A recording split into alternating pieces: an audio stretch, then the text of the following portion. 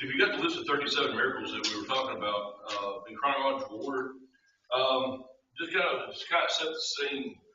The Sea of Galilee is the north end of the map. The Dead Sea is the south end of the map. Jerusalem is to the west of the Dead Sea, and Capernaum is to the north, the very north edge of the Sea of Galilee. This helps us kind of picture these last few miracles that Christ is doing. We all know several of these times that he's had these miracles. He's used them to teach people. He's used them to teach his apostles. And even last week he talked about that the Son of Man himself, the Son of God, would be have to go to Jerusalem, have to be offered up, point blank would be buried, and on the third day arise, all to fulfill prophecy. And then people say that, well, it was just a mistake or it wasn't planned. There's too many things that we see in the Bible that point to this not being just a mistake or just haphazardly happened.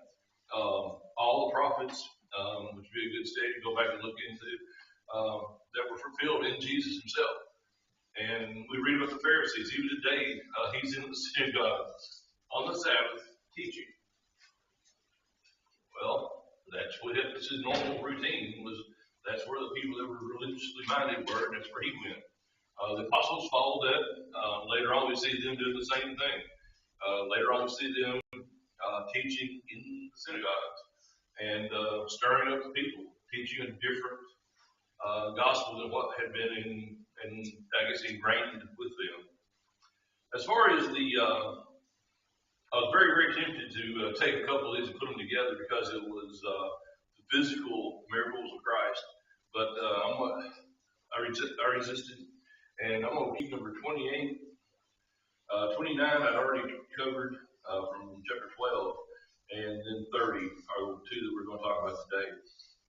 Two distinct and different miracles, but one of the things that I thought has always been interesting to me was some of the intricate details of some of the miracles and some of the lack of details of some of the miracles. We've had several verses where multitudes were with Christ and he healed them. Well, no details whatsoever, just that he healed them. And then we have other details where he talks about, what day of the week it was, where they were, who was there, and what the teaching was. Today, if you will turn to Matthew 17, we're going to read 24 through 27 together to get started. This is another one of the miracles that only is recorded in one place. Also, ironically, or not ironically, but based on what the Holy Spirit wanted us to see was the resurrection of Lazarus later on in Bethany, is only recorded in the book of John. But like we talked about, if it was recorded once or 100 times, once is enough. And Sandra, I'll pick on you if you will go ahead and start us off with you reading there in 17, 24 through 27. And they were come to Capernaum, they that received tribute money came to Jesus and said, does not your master pay tribute? He said, yes. And when he was come into the house, Jesus prevented him, saying, what thinkest thou, Simon? Of whom do the kings of the earth pay custom or tribute of their own children or of strangers? Peter said to him, of strangers. Jesus said to him, then are the children free? Notwithstanding lest we should offer them, go thou to the sea, and cast the hook, and take the fish that first cometh up. And when thou hast opened his mouth, thou shalt find the piece of money, that take and give unto them from me and thee. Okay, appreciate that. So this very short recount of this miracle, there's some strange, some things that popped out to me in my mind. And I had to do a little bit of, research with the footnotes and some of the things that were going on with the temple tax and what it was. I'd always thought that this was not the Roman tax. This was something else. This was the temple tax. And this was a tax that was basically to keep the temple upkeep. And it's when you think about that, as we read these lessons and we read through what Jesus was saying here, especially to Peter, he didn't, a couple of the key words there are going to be the fill in the blank words, but he didn't refuse, if you will, to help pay for this. Number one says, what city did Jesus and his disciples return to? From the first reading there, verse 24. Back to Capernaum. This is the city where he's done several miracles before. This is the city where they go back to the list of things. The second miracle listed was done when Jesus healed the official son in Capernaum, Galilee. So he's back where they knew him. When we talk about multitudes following Christ, his fame, his popularity, and his later on we're talking about why people followed him at the end of this lesson. Was very evident, and nothing was hid. Back in Capernaum, and it says, "What is tribute or tax?" Number two, when you hear the word tribute or tax, what do you think of first? IRS. Gotta pay it. Gotta turn it in. Gotta report it. Gotta turn it in. Gotta pay. If you didn't hold out right, you're gonna pay more. It's different here. And one of the things that I was kind of twisting this one around on, is this the same temple tax as our offering today would be? Yeah, totally different. Senator told me not to do, she didn't say to quit doing the true and false questions that were supposed to be tricky. They weren't tricky, they weren't funny, they weren't helping us. So I'm trying to get that on my true and false. But yeah, this was an effort to kind of turn some of my questions that were just sarcastic. And I guess that, in my mind, this may really work because I was using things that sounded good but were false. This has nothing to do with our offering today. We offer what we've been prospered. We give on the first day of the week, and it's to help build the church. In this case, this temple tax was actually to help build the temple, to rebuild the temple year after year, or basically restock it and keep it going. This had probably been added as the temple had aged. I'm not very familiar with the situation there, but in my mind, that was something that they needed from the people. And if you got cross-reference there, who is to pay this temple tax, and how old must they be to pay? Anybody got a cross-reference or footnote at the bottom? Or a study Bible that has references on that? I cheated a little bit on that one. I had my study Bible actually got a lot of descriptive terms about that. This pact was supposed to be paid from the Jews. The Jews were supposed to pay this temple tax. And according to Bible that I had at the house, 20 years of age, every Jew 20 years of age was to pay this temple tax. When we talked about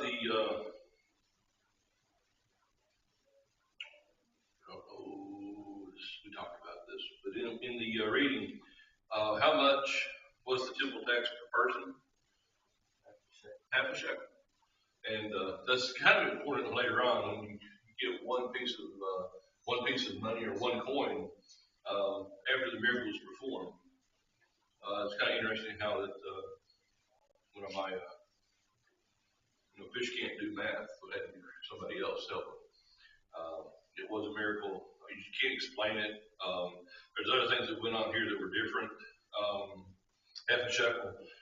Then number 5, why didn't Peter and Andrew use the nets to catch several fish? They didn't even one coin. Jesus told Peter specifically what to do. And I always thought this was interesting.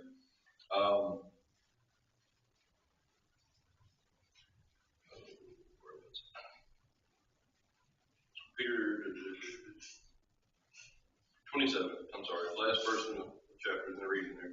Notwithstanding, lest we should offend them, go down to the sea and cast in the hook and take up the fish that first cometh up. So the first fish you catch with a hook and line. This is different than the drought of fishes and their other miracles. This is a single fish. What's the chances, without it being miraculous, of catching a fish with a coin in its mouth? The exact coin that you need at that time. We know it's slim and none. The fish don't just swim around with coins in their mouth. Had to be placed there, had to be miraculous.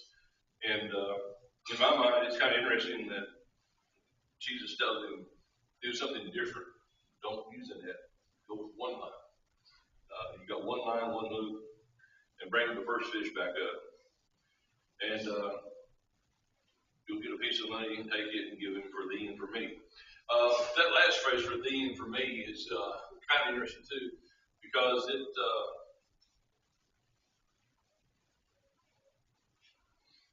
number 6, I had a question. It says, are Jesus and Peter the only 2 Jews in the group at this time?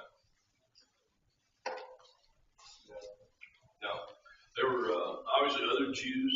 Not sure why these 2, the ones that were taking tribute, picked them out. Maybe they were the ones that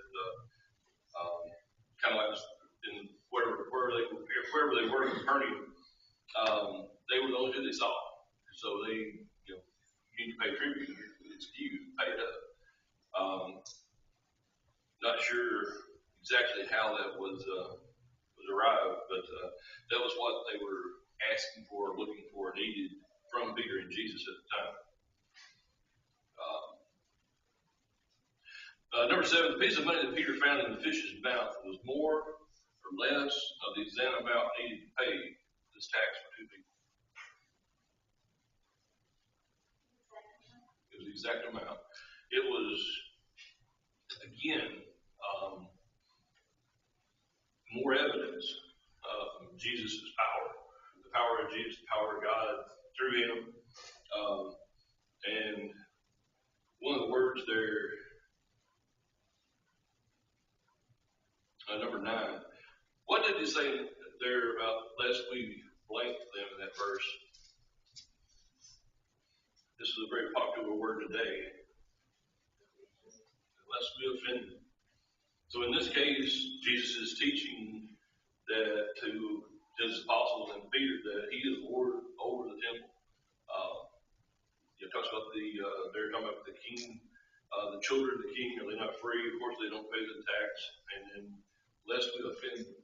So in this case, I think Jesus, rather than cause a big uproar, uses his power again to perform a miracle and establish himself over the current Jewish system of worship. And then that's where I stuck in at the bottom. It says Jesus was Lord over the temple, the last part of number 9. Backing up to number 8, a little bit out of order, it says Jesus sent Peter to the bank of blank. That was the Sea of Galilee. There where Capernaum was. So, when you talk about offending people, does that just mean make mad? Is that all that is? Unless we make them mad, would that be some people need to be offended. That's kind of where your version almost have a different word beside it. How would we define offend there?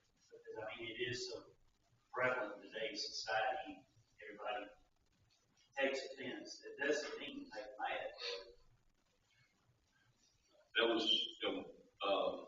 the word notwithstanding the first things. Because of all the things that are going on, lest we should offend people that are looking for the tribute, go thou and see and cast into them. But cause an uproar, maybe even dissuade is maybe one word I was thinking about. But in today's world, I think it's more than just make mad, I think. And now everybody's looking to get offended. I mean, you can't say hardly anything about anybody without getting a group offended or mad. Yeah, I think it's a little bit more problem. I look at this more of kind of like customs, taking shoes off at somebody's house that's their custom maybe. And offending them that way, which is a little bit different than just, like, it's still like a lab, but I just wonder if it's not something like that, that certain customers, they're not going against what, you know, I don't know. Well, when we talk about offending, is that belittling, or downgrading, or what? That's the offending.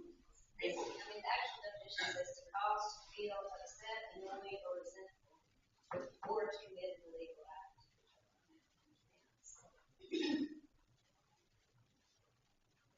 That's pretty great. Man, she's thought that upset. I don't know. I mean, it's kind of on this one, maybe off on this one, but more of a resentful type. Their attitude towards Jesus himself.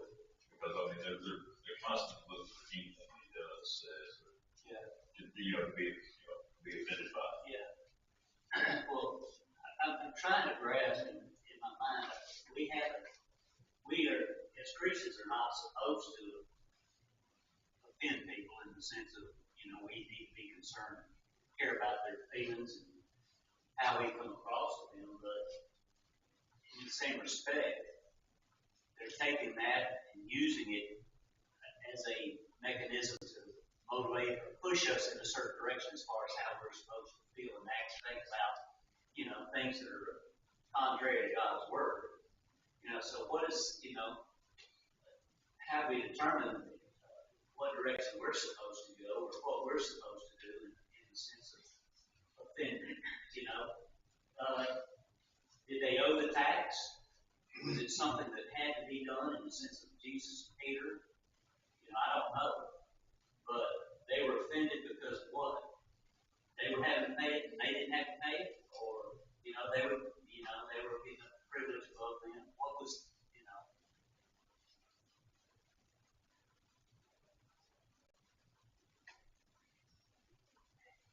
It's something that's awful, like, by God, is where our head money. No one would have come asking, they throw another barrier in front of them. It's like, all right, okay. All right. I haven't had it. We don't want to be disrespectful to your rule here that you've made up. So, I'll go through your line. Go through your line real fast. We'll be back in a second with cash. They went to the house. That kind of was another question I had in the back of my mind was, why didn't just do it right there? But he went to the house and Jesus talked to him about it, and then went out and thought pretty good. So apparently they didn't have it on hand, or he was going to pay it off himself or something. I don't know. So there's something else going on there. He uses it to teach Peter that Jesus will supply the need there. Is it teaching us there that, we just go ahead and do it? We don't have to do it, but we don't want to stir something up, so we just go ahead and do it. That's kind of where I was with it. I was just rather pay it and be done with it. Because I was thinking, Jesus would have been, as he was born with the temple, he could have just said, I'm not paying time. This is ending in a few days. This is what's going to happen. I'm going to Jerusalem. Don't cause trouble. You don't have to. Something that's a no consequence or salvation, you do it. Well, in the miracle, there was nothing there was no, Peter didn't cost Peter anything, it didn't cost Jesus anything in that respect.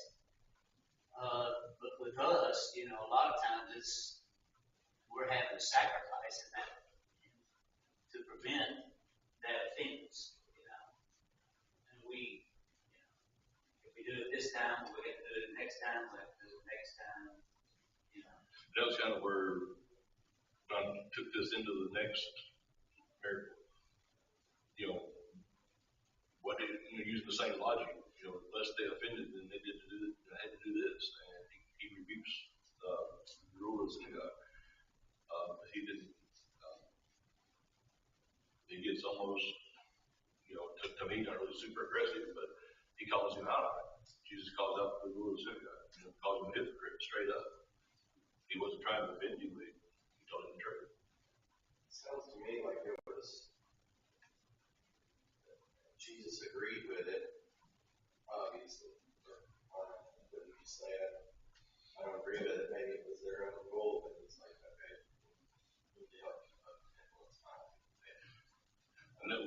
another question. I don't know about the Jews, the different temples, the different synagogues. But Jesus wasn't even from Capernaum. Was what my first thought was. It'd be like, said strangers. yeah, not the children of God or children of the King. And that's kind of a little bit confusing there too, because strangers, you think of the difference between the Romans and the Jews. The Romans collected taxes from strangers in the sense that whoever they had power over, but these were all Jews talking amongst themselves. They're talking about the people that were involved in the temple as opposed to those who just came to the temple. Or, I don't know. It says it's an annual contribution, so you'd be like, I have to do tax back, back in my, what I usually, used to be all right. Well, according to Mark, I've been reading some on that as far as getting lessons together. Jesus had moved, he got basically kicked out of Nazareth or rejected in Nazareth and preached there. He did move down to Capernaum, and that was his central location. That was where Peter and Andrew lived, there on the seacoast. And so he was working as a hub out of Capernaum, so that was his central location at this particular time. So he was involved in that particular synagogue, some are more so than others as far as that goes. That's a good comment. I didn't think about that, but he did. Any other comments, questions about this? So I said it's unique about some of the things that are brought out, some of the things that Jesus teaches even. But having the exact change in the fishing mouth is one point.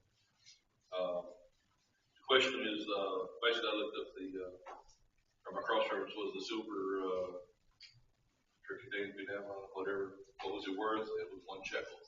It was worth what they needed. It was exactly the exact change. Whereas half a shekel, I think cross reference out was like 88 cents.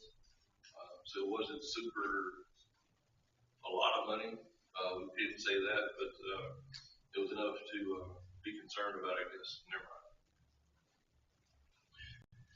If we'll go ahead and turn to Luke 13, and we're going to read another Jesus' miracles that was recorded in one place in the book of Luke.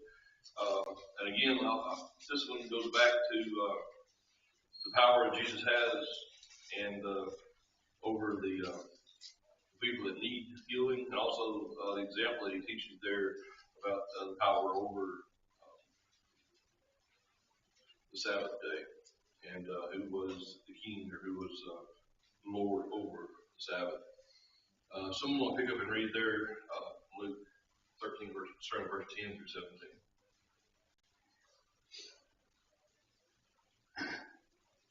And as he was teaching in one of the synagogues on the Sabbath,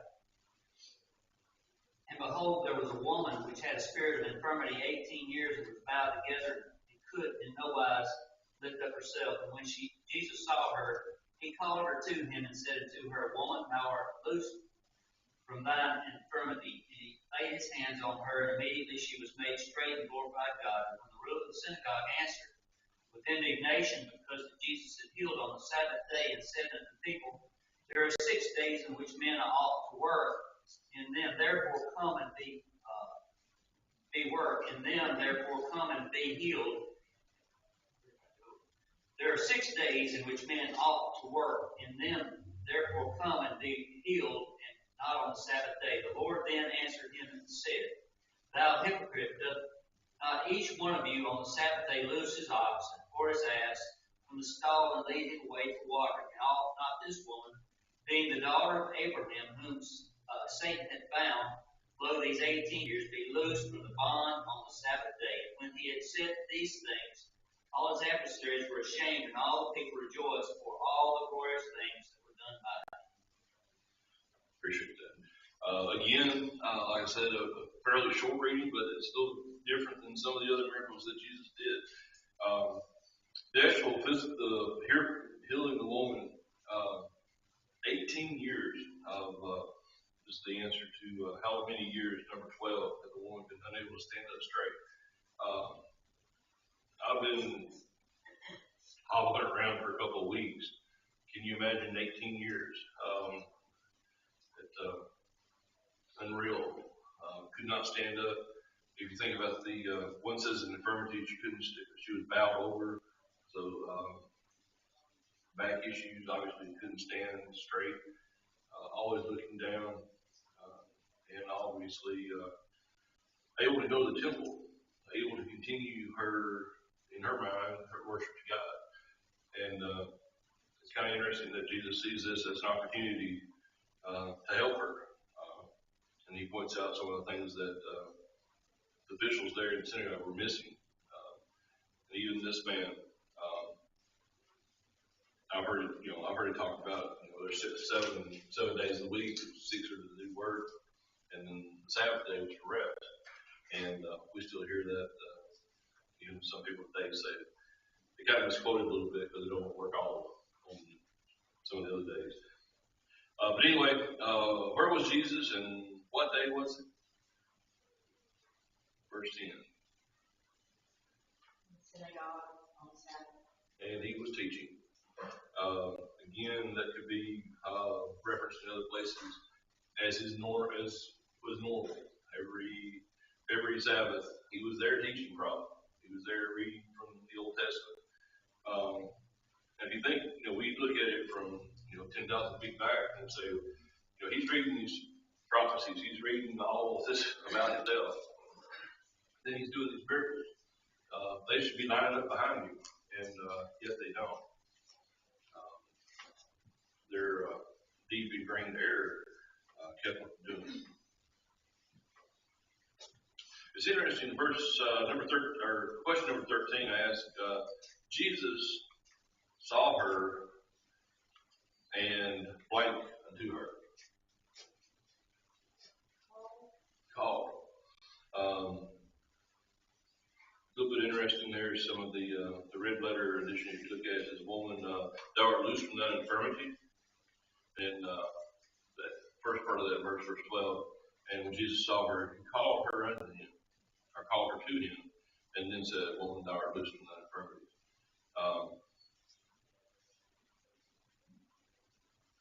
And obviously, this woman was not able to lift herself up for the 18 years, and immediately she was made straight and glorified God. Verse 13.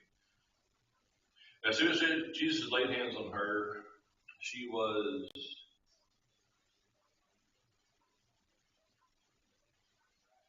made straight. Made straight and glorified God was the word I was looking at. So she was healed immediately, like I said. Her infirmity had been gone. Basically, she was healed. And then we get into the discussion about the Sabbath day. Jesus is Lord over finish with number 14, the Sabbath. He was Lord over all, and several times he uses, I think, some of his teachings and some of it, especially toward the end of his life, to prove he was the Son of God. He went about doing good, and you would think that they would be more than happy to have him, in their midst.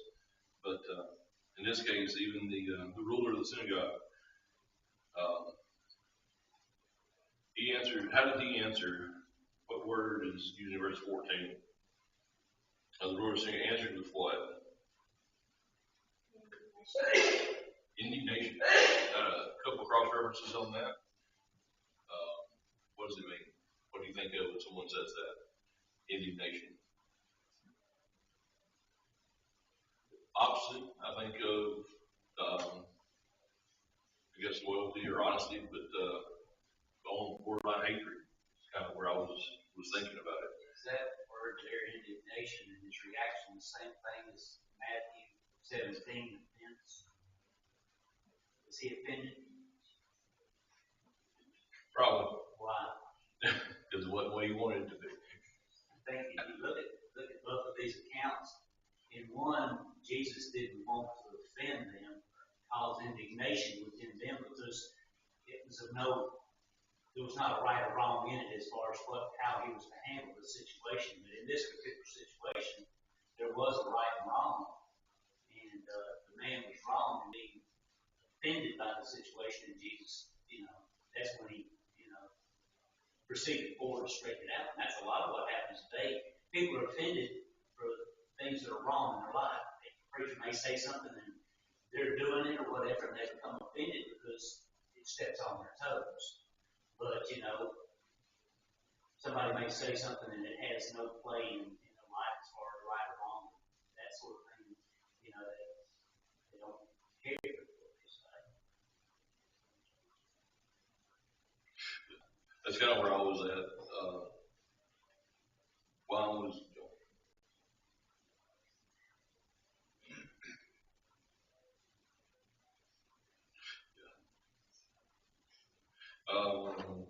was the ruler of the temple, the ruler of the synagogue, was he right to say that your 6 folks should be healed on the other 6 days of the week?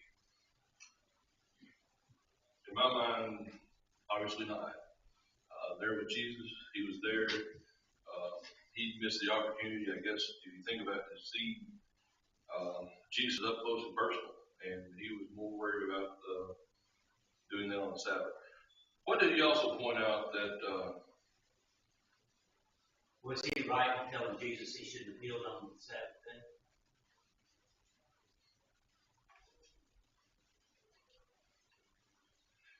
He thought he was, that's why he had indignation, because that's righteous. it is not he was?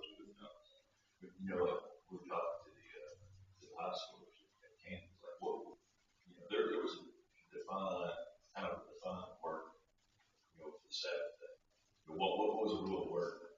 And when you look at Jesus' miracles, even with him spitting on the ground, Does that work? was that work? Or was Jesus touching somebody? Was that work? They put much more effort into the investigations, the calling him out than Jesus ever did, with just a simple help. And it's like you can't even get him to see it because, like in John, we have to get a blind man. They launched a full-scale investigation on the Sabbath. They really had this work. And it's like that they spent more time on Jesus spitting on the ground and wiping some blood on the guy's eyes. Like, this ain't work. It's interesting. Jesus talks about when he's talking about hypocrite, and doesn't each one of you on the Sabbath day loose his ox or his ass from a stall and lead him away in the water?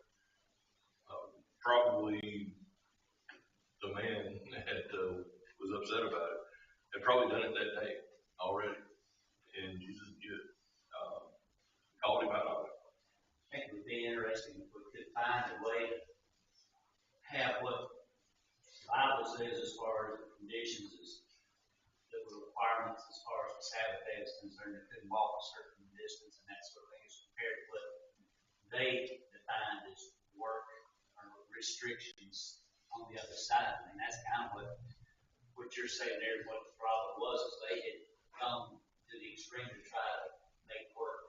That they could point fingers at people and say you're not doing it right.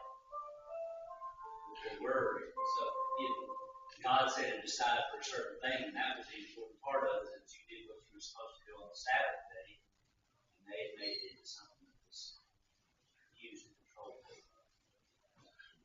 Yeah, the other reference there was your ox fall in the ditch, you get it out. You don't see that as being like Ron just pointed out. That I didn't even think about the full scale investigation and kept questioning and going back and forth. But they didn't work when they wanted to work, but like I said, it was to accuse Christ. If you look at the last couple of questions there, Jesus calls this man a what? A hypocrite. Two-faced. If you think about the original term there, the woe to the hypocrites in Matthew, it's something you don't want to be. You want to be honest. You want to be upfront. But especially here in the temple, calling him a hypocrite, he calls him out on it and actually identifies probably what he was had already done. He also points out this woman was also a daughter of Abraham. She was there to worship, just as he was, and Christ was teaching. And then was he offended? Kind of wrap this background to the first one. Probably, but the last question, number 18, last verse there, it says that of Jesus, all of his blank were blank. Is that serious for shame?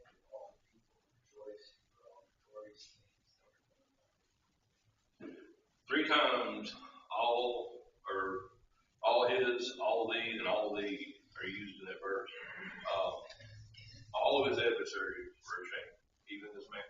That whether he was offended or upset, he called him out on it, and he knew Jesus was right. If you will, put there's another reference, I guess, in Matthew 19 was not listed on the 37. We'll pick that up for next week. And again, it's just a simple reference to Mary Hillman. But another case where we're not told a lot of details, just that he was doing miraculous things to prove that he was the Son of God. Again, this is like Rob was talking about, going from Capernaum down to Jerusalem. And we're getting down toward for the last couple of weeks of the life of Christ, especially as